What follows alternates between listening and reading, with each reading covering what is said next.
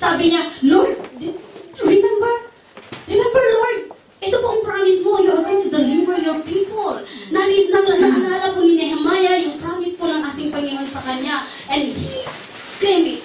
When he prayed, he claimed it. Claim niya po yung promises ng Panginoon sa kanya. And that's what we need to learn this morning. Na hindi lang po tayo pray and pray and pray. We need to pray, but we also claim and declare the Word of God. In your life situation right now, yes, you pray. But it's very important that you claim the promises of God. Hindi pwedeng pray and pray and pray and pray. We need to claim. Dahil po ang promises ng Panginoon ay totoo. We must learn. It's true. Kaya po, i-claim natin. When we pray, we claim. When you pray about your healing, you pray but you claim and declare that in your life situation, God will help you. You need to pray, but we also need to claim it. Amen? His promises are true. Amen? Not only that, Nehemiah, he asked God for help and guidance. In the midst of the kind of situation that he was in, he asked God for help and guidance. Amen? In the midst of that very disturbing situation, ang sabi po ni Nehemiah, Lord, what should I do? Ano po ang dapat kong gagawin, Panginoon? He asked God for wisdom. He asked God for wisdom. At towards the end po yung prayer ni Nehemiah, dito po sa verse 10, towards the sabi niya, give your servant success. Tingnan natin sa Word of God sa Book of Nehemiah, pinakalas sa verse 11, sabi niya, Lord, give your servant success today by granting him favor in the presence of these men. So Nehemiah, he prayed for success. He said, God, grant your servant success. So we must also believe that God will grant each and every one of us success. Amen. And we must also learn to pray for your kids, for your family, your family, that God will grant them success. Not only for yourself, your children, you must pray for their success. You must pray for your success in your job situation. You must learn to pray for success. And we must believe that God will grant us success. Amen? Amen. Because I believe na ang Panginoon natin, He wants us to experience success. Do you believe? Amen. Yes.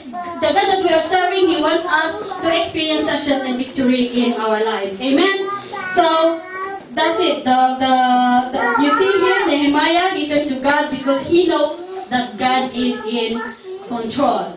Now, oftentimes, sometimes sa atin, when we face a problem and challenges in life, kung ang ginagawa po natin, we try to take control of our problem. Oftentimes, we try to take control of our problem. We try to solve our own problem in our own human way. Sometimes, instead of trusting God, instead of depending on God, instead of leaning on God, sometimes we try to control our own problem. We try to solve our own problem. Alam niyo po mga kapatid, if there's one thing that we need to do, is to turn to God and to pray and surrender every situation that we face daily, we are facing daily. We need to turn to God and surrender it into the hands of God. That is very, very important. Amen? Amen. Okay, secondly, Nehemiah, he planned. Let me say this to you. Prayer is never a substitute for human responsibilities. Yeah, we must pray. It's very important to pray. Okay? But in other hand, we also need to ask God what we need to do. If you want your family to be saved, if you want your children to be saved, if you want your kapiso to be saved, yes, we pray for them. But it's very, very important that we also need to plan. Plan to reach them out. Hindi yung pray tayo ng pray, and we don't plan how to reach them out. When I want my mother to be saved, I pray for the salvation of my mother, but I need to plan. I need to go home and share with her the gospel. Nung nabibilang na po yung araw niya, gusto kong i-seal po yung salvation niya kasi hindi talaga ako makatulog, pumapayat na ako kasi gusto kong ma-seal yung salvation niya kasi mga kapatid ko, mayroong albularyo, kung hindi, mayroong Virgin Mary, ang dami-dami ng ginagawa. So, I need to seal the salvation of my mother. So, hindi po ako nag-isip nung talagang sabi nila, uy, na kasi marami na siguro mamatay, ikaw nang hinihintay. So, talagang wala na akong inisip, kundi talagang uwi ako sa Pilipinas, nag-impake, parang pupunta lang ako sa Quiapo noon. Talagang wala akong inisip, basta yung luggage ko lang. At umuwi ako para isil po yung salvation. If we want our family to be saved, pray, but you need to plan how to reach them out. If we want more souls to be added into this ministry, yes, we pray, we intercede. But hindi lang intercede tayo ng intercede, wala naman tayong action, wala naman tayong ginagawa. Right? We plan, that's why the art company, we've been practicing, we've been praying, the art company, we've been preparing for some performances.